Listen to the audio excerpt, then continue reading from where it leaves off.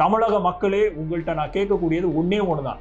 நீங்க தேர்ந்தெடுக்கக்கூடியவர் யாரா வேணாலும் இருக்கட்டும், ஆனால் ஒரு கொள்கையை, ஒரு சித்தாந்தத்தை வலிமையாக பின்பற்றக்கூடிய ஒரு கூட்டத்தை ஃபாலோ பண்ணக்கூடிய ஒரு தலைவரால் மட்டும்தான் இந்த தமிழகத்திற்கு மிகப்பெரிய ஒரு பயனை அளிக்க முடியும். அப்படி இல்லாம வட இந்தியா மாதிரி வெறும் வெறுப்பு அரசியலையும் வெறும் வாக்குக்காக, உங்களது ஓட்டுக்காக மட்டுமே இங்க ஒரு தலைவர் உருவாகி கொண்டிருக்கிறார். அந்த தலைவரினுடைய நீட்சி தான் இந்த பெண் பிள்ளைகள், இந்த ஆண் பிள்ளைகள் முண்டி அடித்து கொண்டு ஏதோ காணாத கண்ட மாதிரி கிடந்து ஓடி குதிச்சு உயிர் ஒவ்வொரு மாநாட்டுக்கும் ஒவ்வொரு களத்துக்கும் அவர் போகும்போது ஒருத்தர் 2 பேர் இறந்து போறாங்க.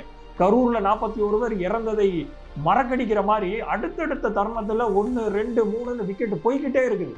அப்போ தமிழகத்தினுடைய இளைஞர்களை பக்குவப்படுத்த வேண்டிய சூழ்நிலை ஒரு கட்சி தலைவருக்கு இருக்குது. ஆனா அந்த தலைவர் அவர் வீட்டுக்குள்ள நடக்கிற ஒரு விஷயத்த பொதுவெளிக்கு கொண்டு வர்ற ஒரு விஷயத்த, இப்பேற்பட்ட ஒரு சமூகமா சிந்திக்க வேண்டிய விஷயத்த கூட பெண்களையும் அவர்களுடைய மனைவி மக்களையும் ஏளனம் செய்வதற்கும் தரக்குறைவா அப்படி ஒரு நாராசமான வார்த்தைகள், அதெல்லாம் நம்ம பேசவே முடியாத ஒரு வார்த்தைகளை ஒரு சாதாரண ஃப்ளூக்ல அப்படி போற போக்குல அந்த பொண்ணு பேசிட்டு போகுது.